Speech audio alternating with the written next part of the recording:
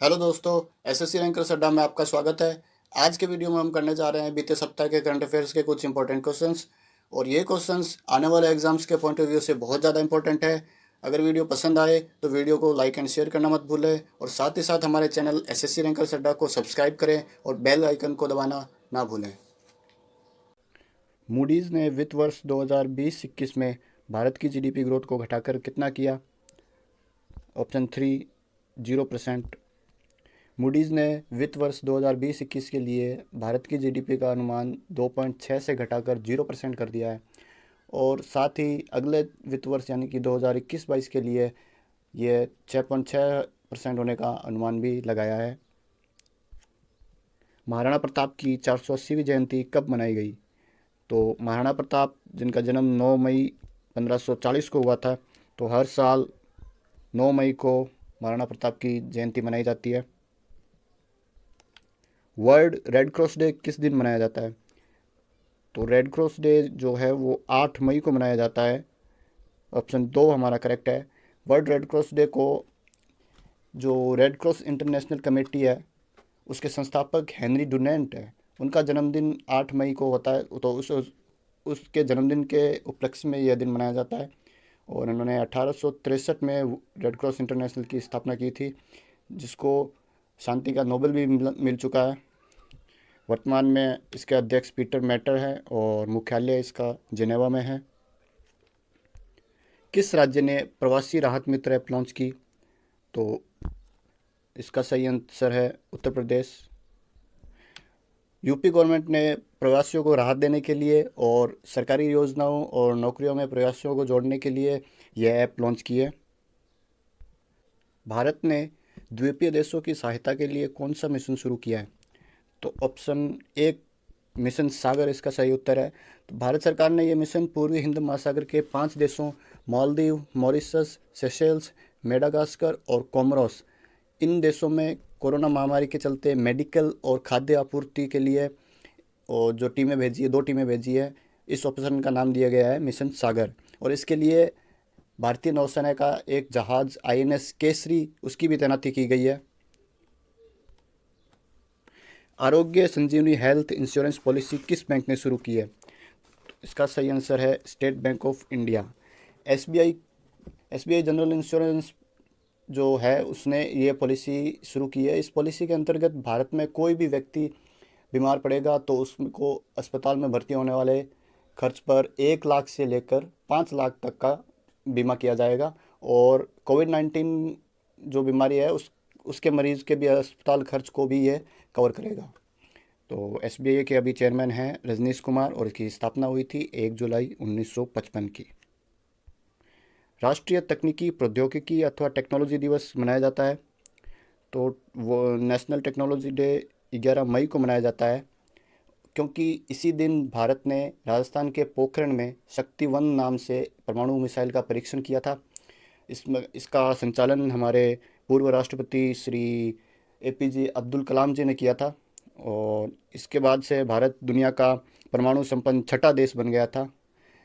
यह भारत का दूसरा परमाणु परीक्षण था। पहला परीक्षण जो था वो 1974 में स्माइलिंग बुद्धा नाम से किया गया था।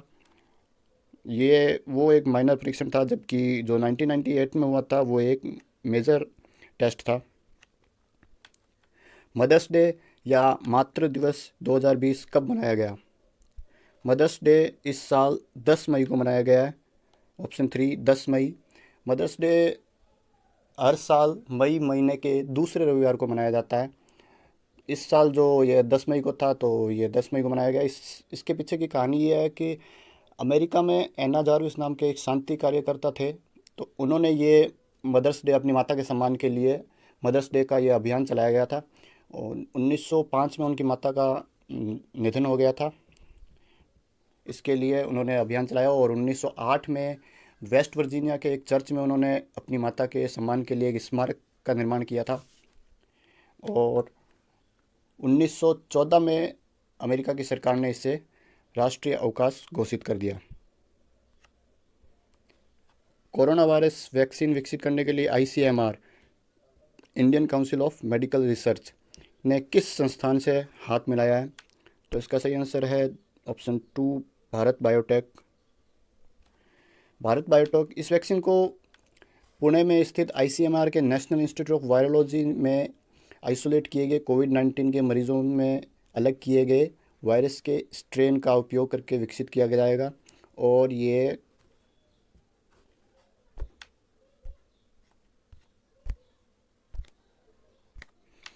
अंतर्राष्ट्रीय हॉकी महासंघ FIH federation of international hockey ने अध्यक्ष का कार्यकाल मई 2020 तक बढ़ा दिया है। FIH का अध्यक्ष कौन है? तो FIH के वर्तमान अध्यक्ष है नरेंद्र बत्रा। ऑप्शन 1 नरेंद्र बत्रा अभी FIH के वर्तमान अध्यक्ष है और इसका हेडक्वार्टर है लॉजेन स्विट्ज़रलैंड में। और FIH की स्थापना 7 जनवरी 1924 को हुई थी।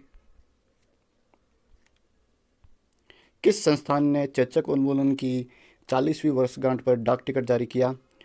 तो WHO और UNO दोनों ने मिलकर इस डाक टिकट को जारी किया है। ऑप्शन 3 हमारा करेक्ट आंसर है। नेक्स्ट क्वेश्चन, पुणे के नेशनल इंस्टीट्यूट ऑफ वायरोलॉजी ने भारत की पहली स्वदेशी एंटीबॉडी टेस्ट किट विकसित किया है, उसका नाम क्या है? तो इसका नाम है एलिसा। एलिसा नाम दिया गया है। एलिसा परीक्षण एक ब्लड टेस्ट जैसा परीक्षण है जो ये एंटीबॉडी टेस्ट जो है ये SARS-CoV-2 संक्रमण के संपर्क में आने वाली आबादी के साथ साथ कोविड-19 का मुकाबला करने में भी सहायक होगी। और इस किट का उत्पादन करने के लिए जाइडस कैडिला नाम की एक फार्मेसी कंपनी है, उसके साथ करार कर लिया गया है जो इसका उत्पादन शुरू करेगी। किस संस्थान ने इलेक्ट्रॉनिक गैजेट्स को सैनिटाइज करने के लिए DRUS कैबिनेट विकसित की?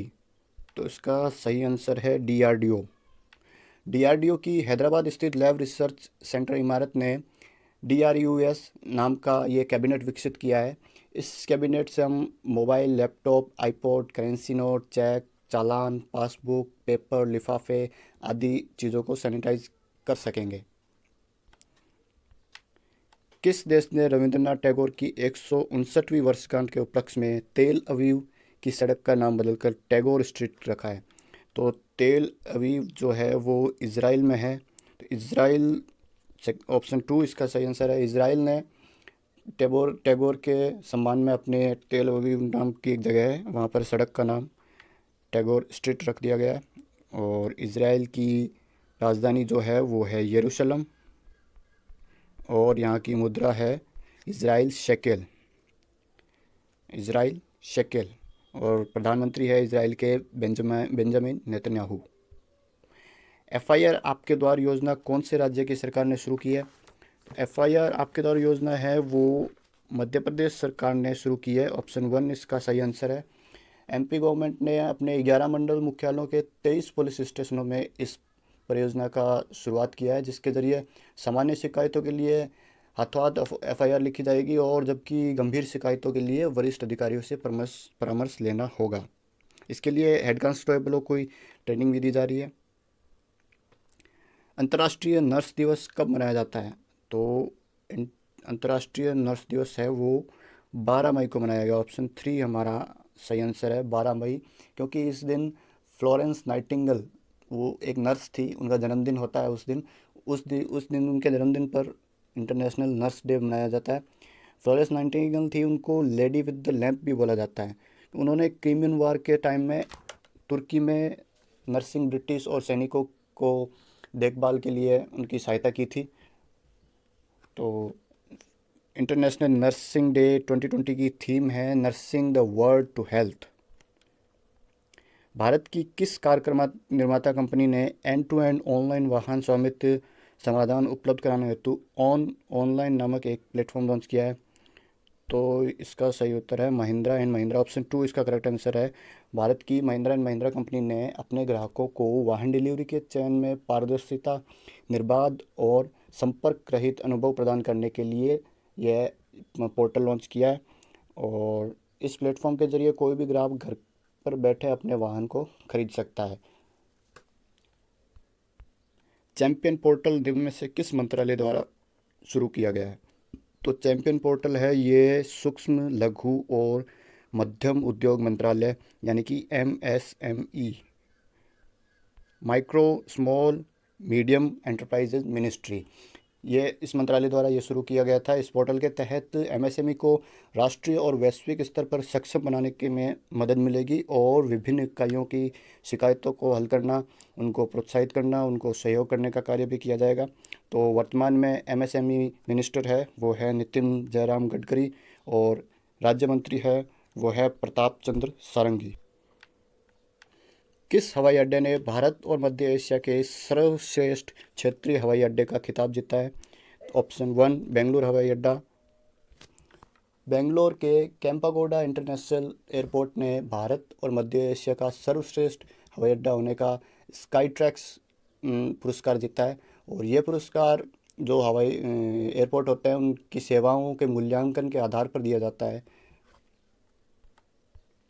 किस पैरा एथलीट ने भारतीय पैरालंपिक समिति में पदाधिकारी के रूप में अपनी सेवाएं देने के लिए पैरालंपिक खेलों से संन्यास की घोषणा की है? तो इसका सही आंसर है ऑप्शन 2 दीपा मलिक। दीपा मलिक ने पैरालंपिक खेलों से संन्यास की घोषणा कर दी है। वह पैरालंपिक खेलों में पदक जीतने वाली पहली भारतीय महिला खिलाड़ी थी। उन्होंने अपने करियर में कुल 58 नेशनल और 23 इंटरनेशनल मेडल जीते हैं। किन्हें केंद्रीय माध्यमिक शिक्षा बोर्ड सीबीएसई का नया अध्यक्ष नियुक्त किया गया है? तो सीबीएसई के नए अध्यक्ष जो होंगे वो होंगे मनोज आहूजा।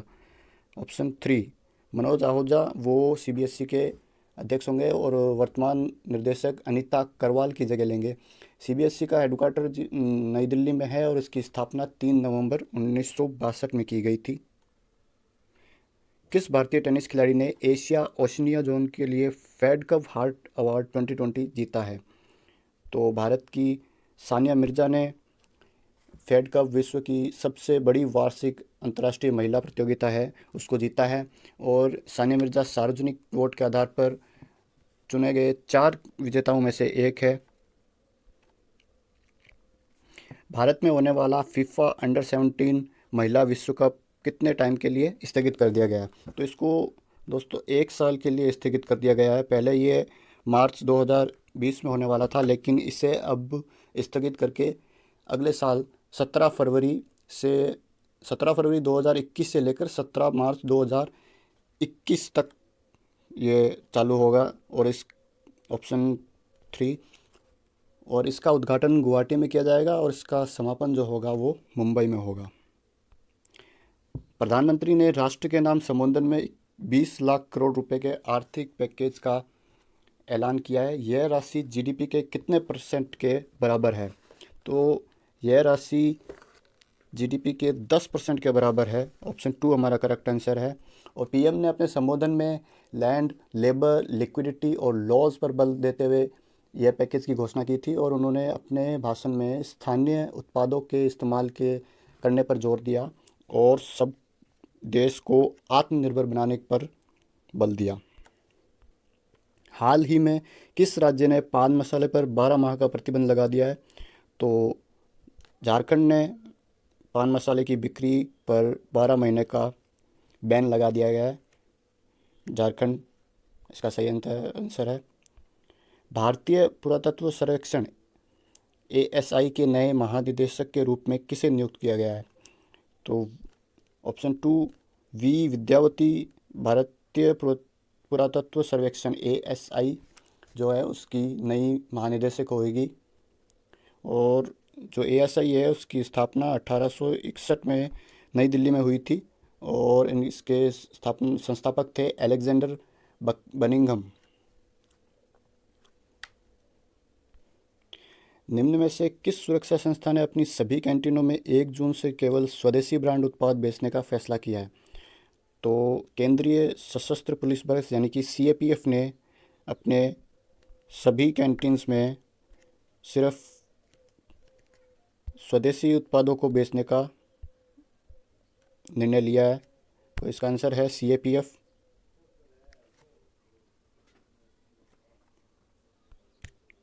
जम्मू और कश्मीर प्रशासन और हरियाणा सरकार ने साल 2022 तक हर ग्रामीण नागरिक के घर में नल कनेक्शन पहुंचाने के लिए को लागू करने की योजना तैयार की गई है। उस मिशन का नाम है जल जीवन मिशन। ऑप्शन 2 हमारा सही आंसर है, जल जीवन मिशन, जिसमें इस मिशन में हर घर में पीने का स्वच्छ पानी उपलब्ध कराने के उद्देश्य से ये शुरू किया जाएगा। और जम्मू कश्मीर के 1.76 लाख घरों और हरियाणा के 10.11 लाख घरों को इस मिशन के तहत शामिल किया गया है। किस राज्य के मुख्यमंत्री ने बेरोजगार युवाओं की सहायता के लिए होप पोर्टल की शुरुआत की? तो उत्तराखंड राज्य के मुख्यमंत्री त्रिवेंद्र सिंह रावत है। ऑप्शन 3 हमारा करेक्ट आंसर है। तो उत्तराखंड के सीएम ने होप पोर्टल की शुरुआत की है। होप का मतलब है हेल्पिंग आउट पीपल एवरीवेयर। इस पोर्टल के तहत राज्य में पढ़ने वाले युवाओं को नौकरी के अवसर दिलाने में सहायता की जाएगी और उनके कौशल के अनुसार उनकी नौकरी